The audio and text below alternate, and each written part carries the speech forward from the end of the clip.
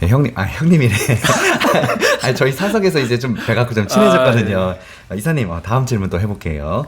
미국 반도체법 이야기, 사실 요거 지금 굉장히 많이 한동안 나왔었잖아요. 예. 그리고 얼마 전에 또 한미 정상회담도 했잖아요. 예. 근데 이제 얻은 게 있다는 사람도 있고 아예 없다는 사람도 있는데, 그래서 이 질문을 좀 갖고 와봤어요. 우리나라 반도체 대장주들이 이 반도체법 때문에 아주 큰 위기를 겪는다고 하는데 구체적으로 어떤 이야기들인지 한번 설명 한번 부탁드립니다. 나와 있는 스토리는 뭐 다들 아시기 때문에 뭐 제가 깊이 있게 말씀은 안 드리겠고요.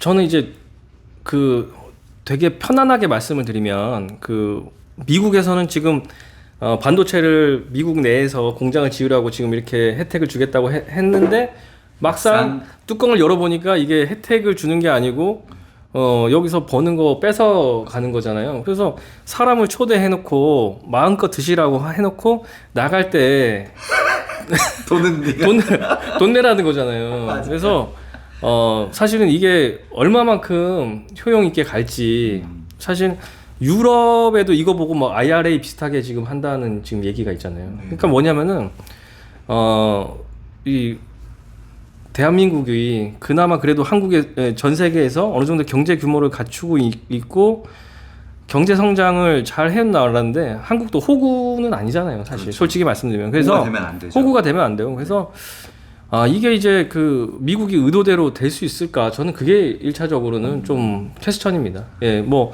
대만의 TSMC도 사실은 뭐 그렇게 적극적으로 하는 것 같지는 않고 미국에 굳이 공장을 세워서 설비 투자를 많이 하겠다고 얘기는 했지만 그거를 이행해야 되는 어떤 뭐 바인딩 무슨 뭐 계약 조건이 없는 상황이라면 굳이 하지 않지 않을까. 예.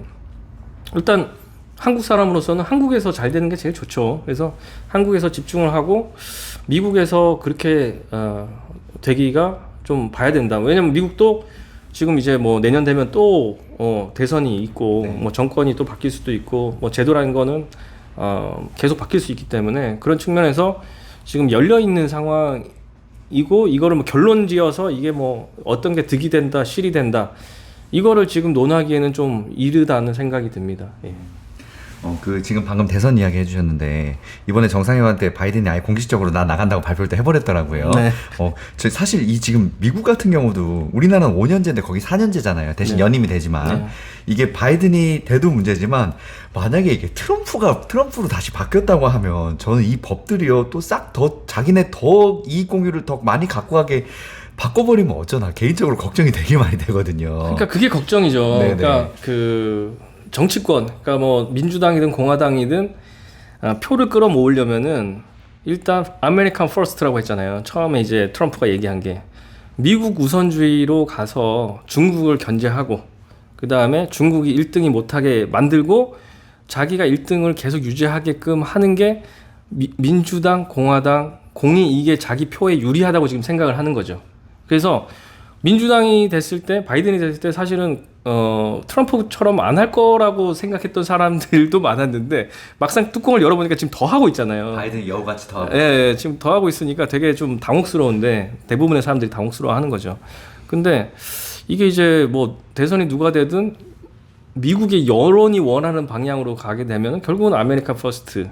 그러면은 이제 자국 우선주의가 이제 계속 가속화되고 그러면은 경제 이 권역이 좀 더 블록화 되는 형태로 가지 않을까. 그래서 뭐 유럽은 유럽대로 가고 뭐 아시아는 아시아대로 또 뭐 미국은 미국대로 이런 식으로 해서 좀 다원주의 체계로 글로벌 지도가 바뀔 수 있다. 뭐 이렇게 지금 상상하시는 분들이 많고 저도 그 상상은 맞지 않을까. 뭐 이렇게 생각을 합니다. 그래서 뭐 정치를 예측하는 게 뭐 경제 예측하는 것보다 뭐 쉽지 않지만 미국의 유권자의 지금 방향성은 자국 우선주의에 표를 더 준다. 지금 이렇게 보여지는 것 같습니다. 네, 맞습니다. 지금 방금 또 얘기하셨는데 트럼프가 첫째로 한 말 있잖아요. 아메리칸 퍼스트. 그거 진짜 그거를 아메리칸 퍼스트 몇 번이나 얘기를 하더라고요. 그렇죠. 그렇게 해서 이제 좀 더 자국 우월주의로 만드는데 마침 지금 러시아나 이런 데 전쟁도 터지고 그래서 이제 각자 도생 분위기로 가는 분위기더라고요. 국제 정세가. 네, 알겠습니다. 네, 이사님 다음 질문 또 해보겠습니다. 1편에서 사실 이 주식 투자에 관한 기본적인 전반적인 이야기 굉장히 차분하게 이야기 잘 해주셨었거든요. 이제 한 번 더 요청 이제 할 걸로 제가 부탁 한번 드렸어요. 먼저, 우리가 항상 얘기하는 이유인데, 주식 투자해야 하는 이유, 자본주의 시스템에서 우리 주식 투자자의 역할, 이런 것들에 대해서 이야기 한 번 더 부탁드립니다. 네. 주식 투자는 이제 자본주의에 투자한다 제가 말씀을 드렸는데, 맞아요. 뭐 자본은 크게 자기 자본, 타인 자본 이렇게 있는 거죠. 그래서 자기 자본이 주식인 거고 타인 자본이 이제 채권인 거죠, 대표적으로. 예, 그래서 우리는 이 자본을 투여해서 얼마만큼의 이득을 얻어 드릴까. 그래서 이 시스템이 잘 돼 있는 곳에 투자해야 되고, 이 뛰어난 자본가한테 투자해서 이 자본가가 돈을 많이 벌 수 있는 자본가한테 투자하는 게 주식 투자의 핵심이라고 볼 수가 있는 거죠. 그래서 코로나 위기 때 사실은 많은 주식들이 조정을 받았지만, 그때 또 뛰어난 자본가, 뛰어난 기업들은 또 코로나 위기 때 오히려 성장하고 수익을 많이 낸 회사도 있는 거죠. 예, 그래서 대표적으로 예를 들면 제가 코로나 이전에 뭐 제 개인적으로 샀던 주식인데, 그 줌이라는 주식을 저는 샀었어요. 그래서 뭐 제가 자랑을 하고 싶은 건 아니고, 네. 코로나를 겪으면서 저는 줌이라는 이 그 화상회의 하는 거잖아요. 그거를 제가 굉장히 오래전부터 썼었어요. 코로나 전부터 썼는데 이게 너무 좋은 거예요. 그리고 제가 유료 결제를 하게 되는 거예요, 줌을.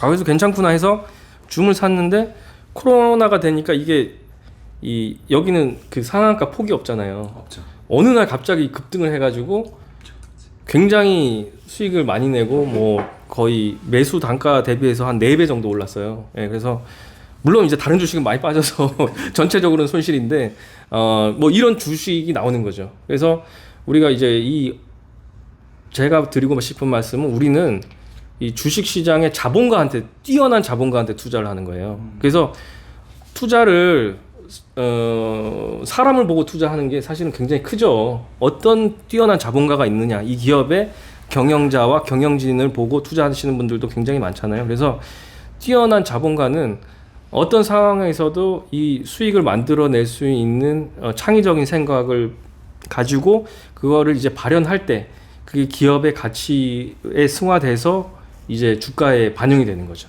예, 그래서 우리는 이 시스템을 얼마만큼 잘 활용하고 있는 자본가를 골라낼 거냐. 사실은 그게 이제 좋은 주식을 고르는 방법인 것 같아요. 예, 그래서 제가 이제 그 자본주의 시장을 말씀드리면서 한국하고 이제 미국을 말씀드렸는데, 미국은 그런 시스템이 100년 이상 이미 나와 있잖아요, 데이터가. 예, 그래서 물론 그 안에서도 이제 안 좋은 기업들도 많이 퇴출이 되고 했지만, 많이 뛰어난 기업들이 글로벌리 그 영업 행위를 하고 매출이 있는 좋은 기업들이 이제 미국에 많이 모여 있고, 이 메이저 리그가 잘 활용이 되는데, 중요한 거는 이 플레이어가 결국은 이제 기업가라고 볼 수 있는 거죠. 이 기업가가 자기가 뛰어놀 수 있는 운동장에서 불규칙 바운드가 돼서 제대로 경기를 못하면 안 되잖아요. 예.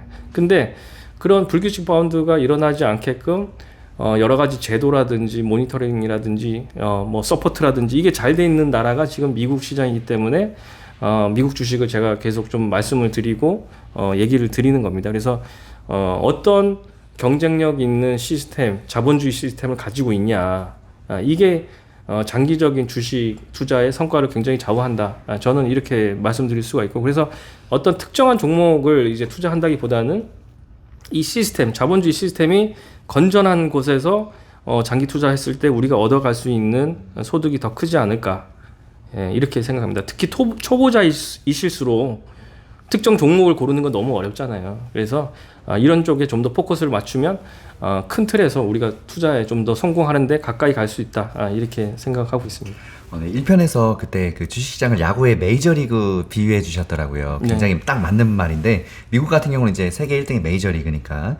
그리고 지금 방금 이야기해 주셨던 요소들 중에 기억에 남는 게, 이 주식시장은 뛰어난 자본가들의 향연이라고. 기업을 믿고 사람 믿고 투자하는 것. 그 예를 들어서 이번에 그 정상회담 했는데 대통령이 제일 먼저 간 곳이, 저는 이제 뭐 청와대나 아니면 국가기관일 줄 알았는데 넷플릭스에 제일 처음 갔더라고요. 네. 그렇죠. 그리고 바이든 대통령 저번에 왔을 때도 평택에 아예 삼성에서 스타트를 했더라고요, 기업을. 네. 그런 걸 보면 국가들도 이런 이 기업, 이 대기업이나 이런 그 주식 대장주들에 얼마나 열을 쏟고 있는지 그런 걸 보면 더 알 수가 그렇죠. 있더라고요. 넷플릭스가 한국에 투자를 많이 했잖아요. 네. 거기에 대한 답방이죠, 사실은.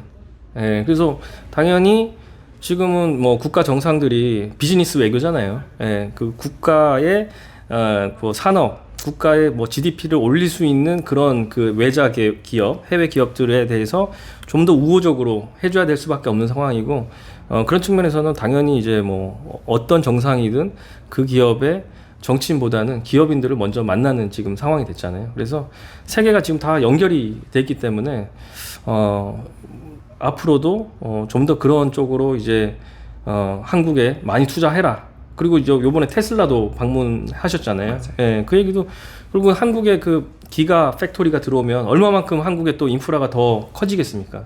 예, 그런 측면에서 봤을 때 당연히 국가 정상이 해야 되는 그런 일을 하신 거고, 그러니까 테슬라의 기가 팩토리가 예를 들어서 뭐 중국에 있지만 중국에 확장해서 한국에 이게 들어온다면 경제적인 우리나라의 GDP를 키울 수 있는 큰 이제 초석이 또 되는 거잖아요. 예, 그런 측면에서 좀 괜찮은 것 같습니다. 예.